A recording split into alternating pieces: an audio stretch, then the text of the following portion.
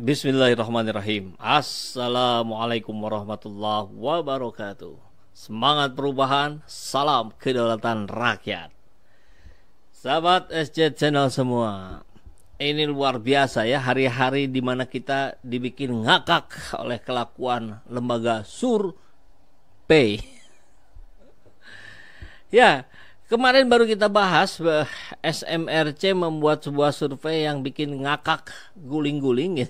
Ketika disebut, ya sudahlah ya, kalau mereka sebut Ganjar yang elektabilitasnya terbesar ya itu mah khusus mereka aja. Tapi yang aneh adalah ketika itu diturunkan menjadi sebuah aspek, sebuah indikator dari kepemimpinan yang dianggap itu unggul Ganjar, yaitu lebih jujur katanya. Padahal fakta sebaliknya, lebih taat beragama katanya. Padahal hobinya tukang nonton bokep. Paling mengerti rakyat katanya. Padahal ketika rakyatnya kebanjiran, dia asik-asik jogging di kota-kota lain, termasuk di tempat saya, di kota Bandung. Luar biasa bukan? Makanya di video sebelumnya saya menyebut ini kayaknya pembodohan publik ini. Rakyat dibodohi, tapi tenang saja. Rakyatnya sudah pintar. Nah sekarang muncul lagi. Kemarin SMRC, sekarang muncul LSI Denny JA. Dan dia mengunggulkan Prabowo Subianto yang tertinggi. Waduh, luar biasa. Jadi LSI mengunggulkan Prabowo Subianto di surveinya. SMRC dan Carta Politika mengunggulkan Ganjar di surveinya, dan rakyat mengunggulkan Anies Rashid Baswedan. Ini sebuah fakta yang mudah kita lihat di berbagai platform media sosial. Jadi apa yang terjadi di media sosial itu sebetulnya menggambarkan realita yang terjadi di kehidupan kita. Kenapa?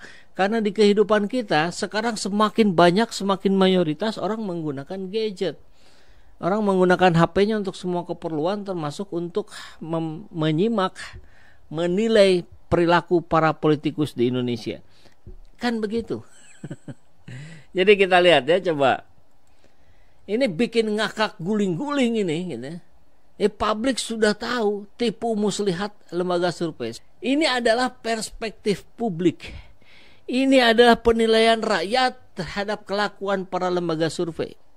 Bayangkan saja, gimana mungkin caranya ya, mereka ini kita anggap 3 dulu aja, yang lainnya banyak sebenarnya. Carta Politika, LSI, dan SMRC. Mereka itu sama-sama bergelut di bidang penelitian, di bidang riset, di bidang statistik. Iya kan? Tapi kok hasilnya berbeda? Oke, nanti alasannya, ya itu kan tergantung metode, tergantung sampel dan sebagainya. Iya, tapi kenapa konsisten hasilnya?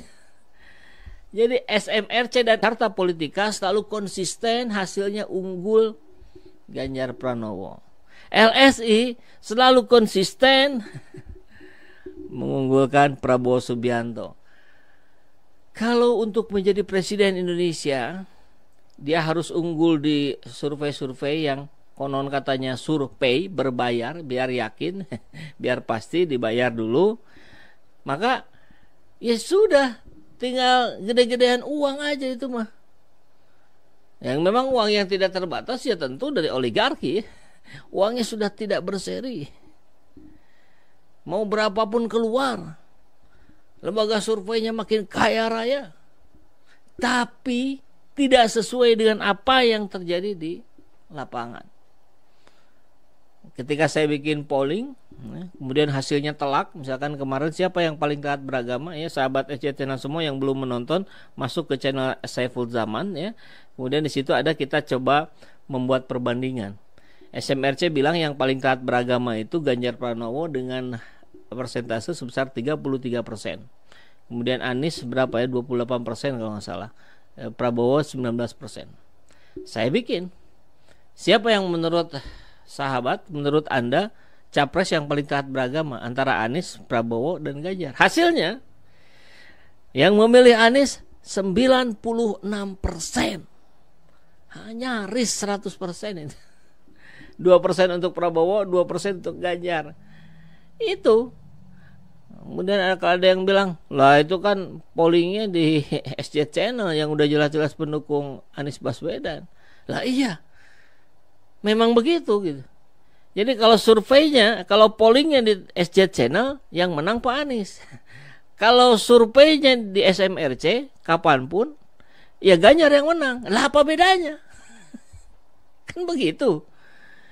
Yang tentu ada perbedaan. Yang berbeda adalah mereka dibayar, kan kurang lebih begitu barangkali ya. Yang ini tidak, yang di SJ Channel tidak berbayar. Yang milih nggak dikasih uang. Bahkan kita masih ingat nih, apa kelemahan lembaga survei? Maka jawabnya tergantung siapa yang bayar. Itu sebenarnya hasil karya keilmuan yang dibelokkan menjadi bisnis haram. Ini Bang Rizal ya yang bilangnya, katanya Rizal Ramli, disebut dengan istilah survei. Pay. Oke, putaran 1, putaran 2 Anies yang menang katanya. Ini rakyat ini. Jadi SMRC Carta mengunggulkan Ganjar, LSI mengunggulkan Prabowo, rakyat mengunggulkan Anies Baswedan. Yang menarik adalah kita pernah punya data juga. Ini nih, para lembaga survei nih. 1, 2, 3, 4, 5, 6, 7. Ada 7 lembaga survei yang sering memainkan framing-framing seperti ini.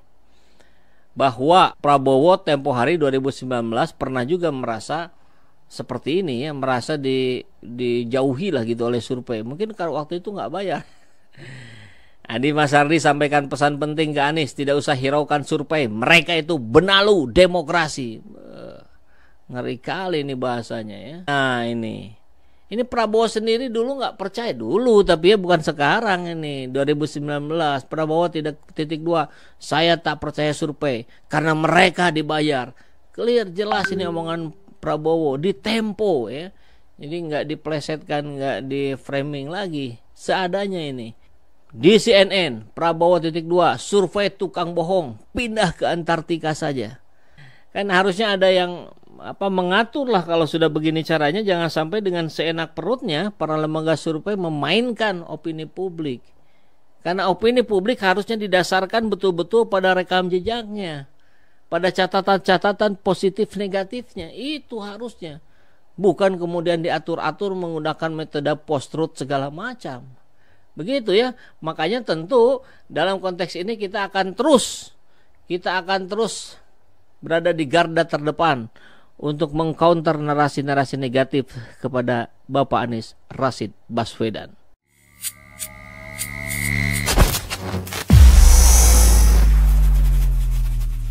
Adillah pada kami tak bodoh, meski memang kami tak pandai, tapi kami berjaya.